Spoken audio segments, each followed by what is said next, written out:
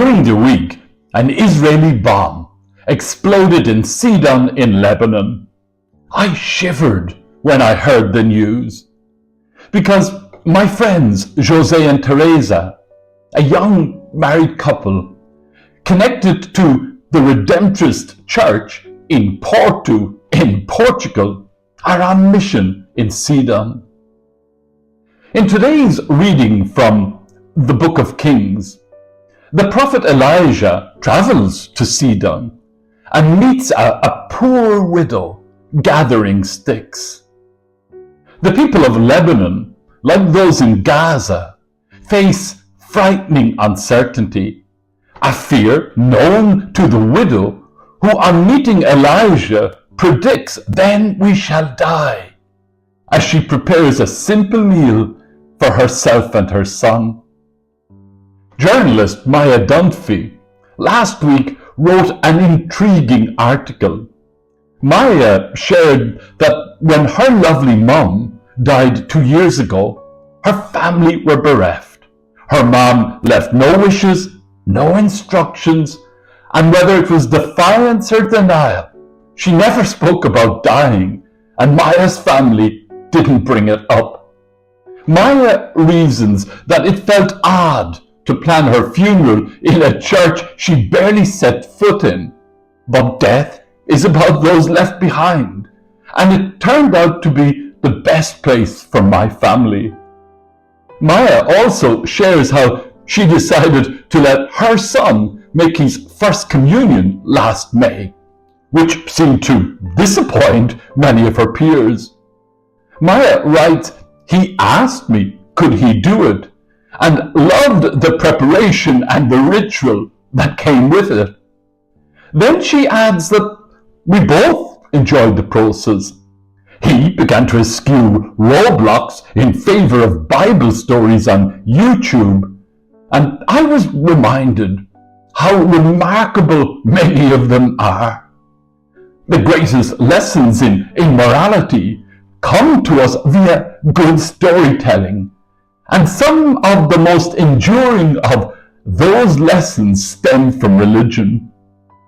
Maya seems perplexed and perhaps guilty about being in church only when it suits her, but also strongly asserts that religion has no place in politics, healthcare, or education, and then asks, is a sort of existential approach to faith possible, in which we can make it work for us and not the other way around?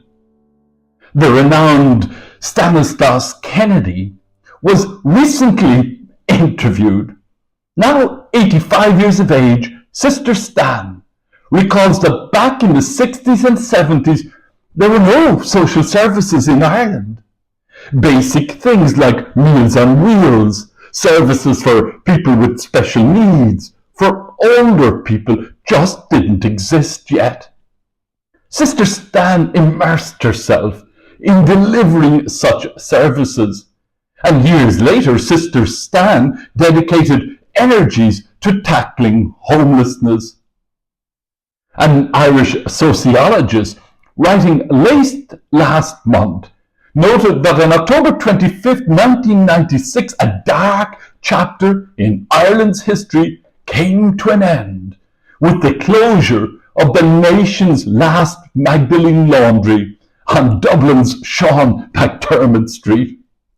The author notes that with the absence of a formal welfare state, many areas of government social policy, including family support and juvenile justice, were delegated to religious orders. In February 2013, the plight of the Magdalene women was finally officially acknowledged when Taoiseach Enda Kenny issues a historic state apology to survivors. Addressing the Parliament, he said, "As a society, for many years we failed you.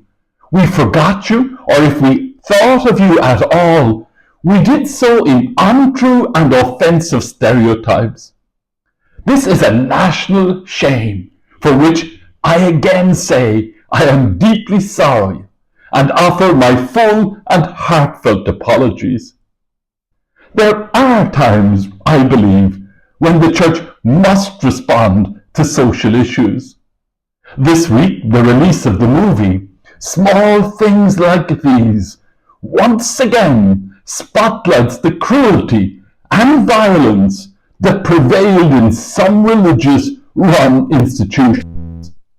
The following pivotal question remains: how did church people stray so far away from the instincts of their founder? In Mark's Gospel this weekend, Jesus is so annoyed with people in long robes taking a widow's last 2 coins.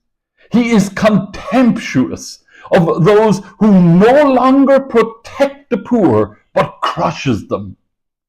Jose and Teresa are a couple focused on service rather than status. Maya Dunphy has pertinent questions about the integrity of the church, and yet shares how the November following her mom's death, her family attended a remembrance mass. The church was packed with people who'd also lost someone that year. And Maya writes, "I've never felt a solidarity like it." American psychologist Daniel Batson describes faith as a quest, as an adventurous journey, as a constant search, a journey into the depths. It was a small thing, like the exploitation of a widow, that stirred Jesus' depths. The quest for depth should always lead to authentic solidarity. Amen.